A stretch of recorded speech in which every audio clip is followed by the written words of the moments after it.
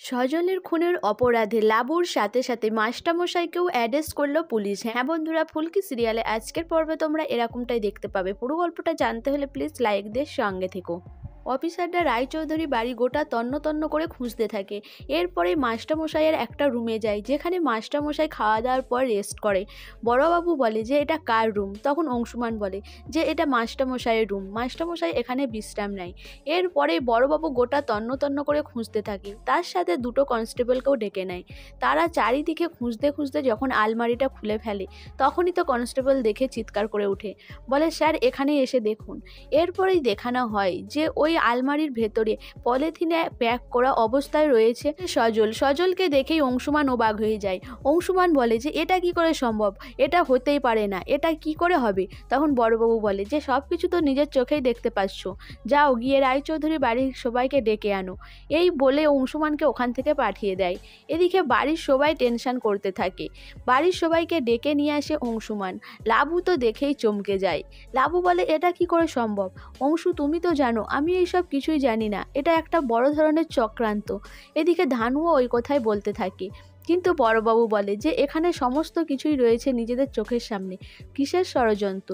Fingerprint মিলানোর জন্য ফরেন্সিকের লোকের দিকে ডেকে আনা হয়। তারা এসে সমস্ত কিছু ভালো করে পরীক্ষা করতে থাকে। এদিকে রায়চৌধুরীর বাড়ির সবাই নিচে ওয়েট করতে থাকে। অংশুমান তার দিকে জিজ্ঞাসা করে যে কার সাথে আঙুলের ছাপ মিলেছে, কারোর সাথে কি মিলেছে? তখন অফিসারটা জানায় যে হ্যাঁ একজনের সাথেই মিলেছে। তখনই অংশুমান বলে যে কার সাথে, নামটা বলুন। এরপরেই লাবুর নামটা বলে। লাবুর নাম শুনেই তো অংশুমান চমকে যায়। তখন বড়বাবু বলে যে অংশুমান এবার তোমাকে কি করতে হবে তুমি নিশ্চয়ই জানো, আইন কানুনটা তো নিশ্চয়ই ভালো করে শিখেছো এতদিনে। এরপরেই অফিসার আর সবাই মিলে নিচে নেমে আসে। রোহিত জিজ্ঞাসা করে যে কারোর সাথে নিশ্চয়ই আঙুলের ছাপ মিলেনি। তখনই অংশুমান বলে যে হ্যাঁ লাবণ্যর সাথে মিলেছে।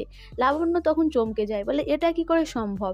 এদিকে হইচইয়ের আওয়াজ শুনে বড়বাবু বলে যে এখনই গিয়ে মাস্টারমশাইকেও ডেকে আনুন, তিনিকেও তো ধরে নিয়ে যেতে হবে। তখন লাবু বলে কেন বাবা, কেন যাবে?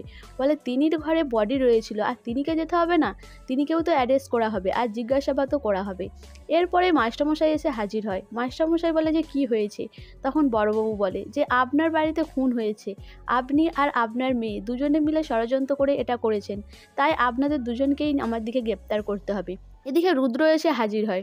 রুদ্র বলে যে আমি তো জানতাম এরা আমার দলের লোককে একে একে সরিয়ে দিতে চাইছে।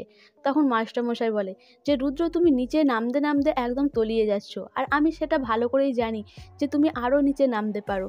এরপর মাস্টারমশাই বলে কোথায় যেতে হবে, আমার দিকে নিয়ে চলুন। আর বাড়ির লোককে মাস্টারমশাই জানিয়ে দেয় যে কেউ কোথাও যাবে না, সবাই এখানেই থাকবে, কেউ কোনো সহানুভূতি দেখাবে না। এরপর মাস্টারমশাই লাবুর হাত ধরে টেনে নিয়ে বেরিয়ে যায়। এদিকে হৈমন্তী রুদ্রকে রিকোয়েস্ট করতে যায়, কিন্তু হৈমন্তী তখন নিজেই অসুস্থ হয়ে পড়ে। রোহিতারে তাকে ধরে নিয়ে চলে যায়। এদিকে রুদ্র বলে যে মাস্টারমশাই আর লাবু দুজনকেই আমি শেষ করে দেবো, আর এই রায়চৌধুরীর বাড়ি ধ্বংস হয়ে যাবে, মাস্টারমশাইয়ের সাম্রাজ্য ভেঙে পড়ে যাবে। এদিকে সাংবাদিকরা সবাই মিলে মাস্টারমশাই আর লাবুকে জিজ্ঞাসাবাদ করে। এদিকে ফুলকি পুজো দিয়ে এসে হাজির হয়, বলে এইসব কি হচ্ছে দাদা? জেঠুমণি আর দিদিকে কোথায় নিয়ে যাচ্ছ? আমি নিয়ে যেতে দেবো না। তখন অংশুমান বলে যে কিছুই করার নেই।